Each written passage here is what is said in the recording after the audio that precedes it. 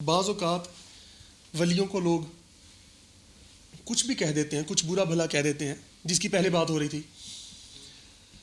تو وہ یہ ہے کہ جب کوئی بندہ دوسرے لوگ اولیاء اللہ کو یا انبیاء کرام کو کچھ برا بھلا کہتے ہیں، کچھ غلط ملت کہتے ہیں، تو وہ سمجھیں کہ اللہ کے نزدیک ہونے کا، وہ اولیاء کا، انبیاء کا اللہ کے نزدیک ہونے کا سبب بن جاتا ہے.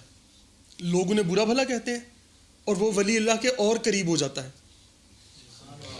تو پھر ہوتا یہ بعض اوقات کہ وہ جو آپ نے پہلے بات کی نا کہ سنا ہے کہ لوگ کہتے ہیں جی کہ بعض اولیاء کے پاس جاؤ تو ایسے جیسے کوئی ہیبت طاری ہو گئی ہے، انسان خاموش ہو جاتا ہے. تو یہ بھی فیض حضور علیہ السلام کا ہے، آقا علیہ السلام کا فیض ہے، اور یہ قیامت تک چلتا رہے گا. اب دیکھیں نا، آقا علیہ السلام کو بھی لوگ معاذ اللہ بہت برا بھلا کہہ دیا کرتے تھے، لیکن بعض اوقات بڑے بڑے فصیح، بڑے بڑے جو بندے تھے حضور کی بارگاہ میں آتے تھے، بولا ہی نہیں جاتا تھا. یہی اولیاء اللہ کے ساتھ بھی ہوتا ہے. بڑے بڑے چاہے کوئی سائنسدان ہے، چاہے کچھ بھی ہے، کوئی ڈاکٹر ہے، کوئی انجینئر ہے، کوئی سائنسدان ہے، تو وہ بعض اوقات اولیاء اللہ کی بارگاہ میں بیٹھتے ہیں تو ایسے جیسے چپ لگ گئی انہیں. اور یہ کیا ہے؟ یہ حضور کا ہی فیض ہے. وہ ہے نا، تیرے آگے جو ہیں دبے لچے فصحا عرب کے بڑے بڑے، کوئی جانے منہ میں زبان نہیں بلکہ جسم میں جان نہیں. تو یہ حضور کا فیض ہے جو اولیاء اللہ کو آتا ہے. وہ میں نے عرض کی کہ بعض کا جو لوگ برا بھلا کہہ دیتے ہیں، وہ ولی کے اور نزدیک ہونے کا اللہ کے وہ ذریعہ بن جاتی ہے. لیکن جب اللہ چاہتا ہے اپنے بندوں کی ہیبت دوسروں پر طاری کر دیتا ہے.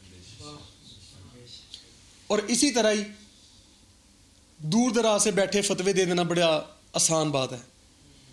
جب وہ حضور کے پاس آتے تھے مشرکین اور کفار تو لاجواب ہو جایا کرتے تھے، اور آپس میں تبصرے کرتے تھے کہ بھائی اگر ان کے پاس چلے گئے نا تو ہم سے بات نہیں ہونی.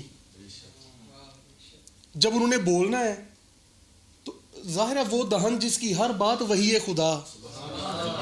تو بھائی جب حضور نے بولنا ہے تو پھر کہاں کفار اور مشرکین سے بولا جانا ہے؟ ہاں، جو اہل معرفت تھے اس وقت بھی، وہ تو آقا کی بارگاہ میں ایسے خاموش بیٹھے تھے. وہ فرمایا نا کہ جیسے یوں لگتا تھا کہ کندھوں پر یا سروں پر پرندے بیٹھے ہیں. اتنے با ادب صحابہ کرام بیٹھا کرتے تھے. کیوں؟